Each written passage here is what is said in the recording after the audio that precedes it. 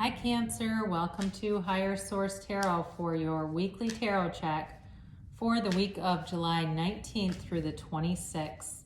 This is for all Cancer, Sun, Moon, Rising, and Venus. And happy birthday to any of you who are celebrating a birthday. And I hope you're all doing well. And I want to thank you all for supporting the channel, especially those of you that have subscribed, liked videos, commented, or shared. And if you're new here, I'd love to invite you to join this beautiful community by subscribing. You can tap that bell if you want to be notified when new videos are posted, but it's every week, okay? I do readings every week. And I'm going to change this just slightly. I'm going to still use 8 cards, but I'm not going to call it day by day because some people are getting too attached to that human timeline. And I felt like it was kind of confusing for them, so I don't want to do that. But I'll still use the same 8 cards. And I'm adding angel answers, and these are great for yes or no questions. So if you have a yes or no situation, formulate the question before we get into that part and see what the angels have to say, all right? What does Cancer need to know, please? What is the guidance for Cancer? Sun, Moon, Rising, and Venus. What does Cancer need to know here? All right. Yeah, I've been looking at those Angel Answers Oracle cards for a while because I really like Radley Valentine, the creator. And anyway, he redesigned them. He started off with Doreen Virtue. Obviously, she renounced everything that she ever believed in. So he redesigned them and even redesigned the guidebook too. So we'll see what those have to say in a minute. You have the 5 of Swords here, the 7 of Pentacles, the 5 of Cups, and then the Hierophant. So you now have 3 out of 4 cards are 5. Change is coming, whether you like it or not. But then you get into the 9 of Cups, the 7 of Cups, another 5, the 5 of Wands this time, and the Emperor. How crazy. All those 5s, my God, you can't deny that. You definitely have change, but it definitely feels like it's a change to move away from conflict.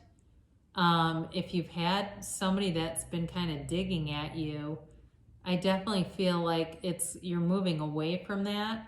You know, and really the guidance is to look around you at what you have and be guided towards that. Because sometimes even when we recognize their shortcomings, we recognize problematic behaviors, it still hurts us on some level. And I just feel like that comes through. Like there's somebody here that put a chink in your armor and it's time to let go of them. I do think there's going to be some competition around you though. I mean, people vying for you. So you do have Aries represented here. You certainly have water. So Cancer, Pisces, Scorpio. And you really have each of the elements, but predominantly water, and then, you know, and also too, the Hierophant is mostly Taurus, but it's also Earth. Well, anyway, so you got the 5 of Swords here, right? And it's like, you know what? I'm not going to participate in this. I don't have to attend every fight I'm invited to, and you know, I'm just going to walk away from it. And you don't look back. Whatever you're walking away from, it's not going to be something where you turn around and look back. And you have that twice, okay? I do feel like you're represented more in the background than the foreground. And sometimes people ask me questions about how to read the cards. And one thing that's important when you're reading is, where does your eye fall? And mine immediately fell on the background, the people turning and looking, walking away, and that to me felt like you. So you know, it's a time where you're going to be adept at navigating conflict and steering away from it. There's an energy about it that just feels like you don't have the energy to give to it right now anyway.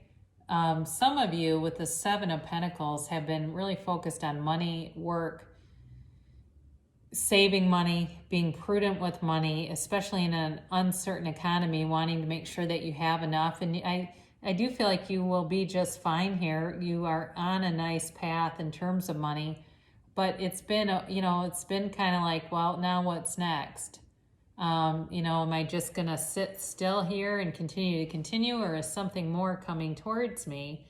And what it feels like is you have enough stability here that you can probably be in a bit of a holding pattern for a while that will feel very comfortable.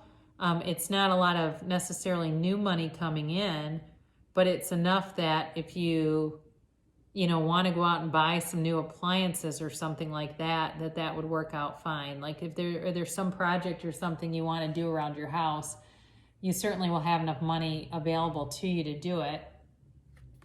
Now, again, you've got this another five of cups here, and there's definitely some sadness here. It may be whoever you've been dealing with. It feels almost like a sibling.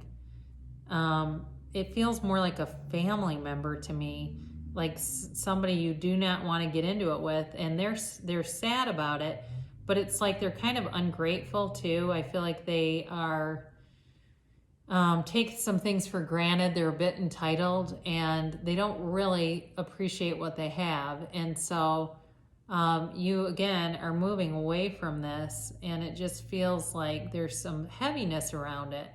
Especially if it's a family member, like I feel like there's a conflict there, like you don't want to have to do that, but they're leaving you no choice really. Or if it's work or a friend or something, that's what it feels like. There's just not a lot of choices because they're morose. This person feels very morose. They feel like they're very self-centered. They feel sorry for themselves, and they're caught in like a really low vibration, and it just doesn't resonate with you. And you know what? We can't bring low frequency people with us. They have to rise to the occasion, level up, and there they'll be. And I've tried with people. I've tried to teach them this stuff, and eventually, we just end up parting ways because I'm not going to play low to be with them. And that's how it feels. It feels very much like you've got some lower frequency person in the mix, and they don't want to change. They're very resistant to it. So you then have the Hierophant, and this is another 5, and it really is be still and know. I would also tell you too, you've got 4 5s here, and even though that's about change, it's also about your own alignment with the universe, okay? When you start seeing the same number repeatedly, pay attention to that. If you look at the clock and it's 5:55, be aware of that, okay? The universe you're aligning with the universe. And there's synchronicity there. So with the Hierophant, this is a very spiritual time for you. It's a time where you may look into like some kind of self-help program or book, or it may not be a full-fledged program. It feels more like even just books and things, like learning about spirituality, exploring it, and to some extent detaching yourself a little bit. It feels a little bit hermitish in a way, but not in a bad way. It just feels like a time for you of great spirituality, and sometimes we have to disconnect from all the noise in order to ascend in that way. But the Hierophant holds up his hand to say, be still and know. Be still and listen, and gives you a blessing, okay? Gives your soul a blessing. And I do feel like with this, in terms of a relationship or material stability, it's about running the distance. It's long term. As you move away from the 5s that have conflict, you go into one that's got a really nice energy. This also can be a marriage card. But not necessarily. I mean, you don't have a lot of other cards around here to support that, but it certainly can be long-term stability and commitment. And then you have this beautiful 9 of Cups, and this is wish fulfillment. It's about you achieving your heart's desires and feeling really proud of yourself. And for some of you, it may be proud of yourself that you set a boundary with somebody who's needed one for quite a while. And you won't, like I said, you're not going to look back on that and regret it. And it's going to be a freedom. It's a lightness. It's it's bringing in too some people that will be much more reciprocal. They will appreciate you. I see somebody making baked ziti for somebody and they just love it. And there's this hospitality kind of sense about it. And it's like, look, if you didn't want my baked ziti, here's somebody over here that'll take it and they'll be very happy with it. So bye. And he doesn't care. He doesn't have a care in the world. So for some of you too that are bringing in love interests, you actually are going to have more than one. I'll tell you that. You've got it a couple of times. You've got with the 7 of Cups here, this is all about options. And as when one door closes, another one opens, right? As you close the door on this conflict, you're going to get new opportunities. And it's going to really, I feel like whatever's been stifling you too, will open up your mind, it'll open up your heart, and it'll open up your creativity to new endeavors. You've gotten more options coming in.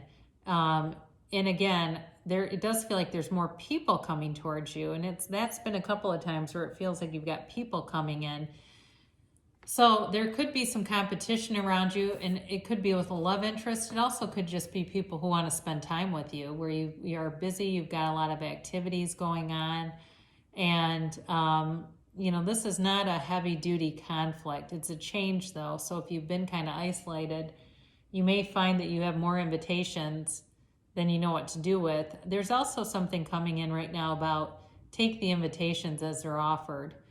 Somebody, it feels like maybe they've been invited to some things and have said no, they just haven't felt like it. And now is the time to change that and to go out with people, in small groups, in situations where it's familiar people, not necessarily going to packed in bars, but, in safe ways.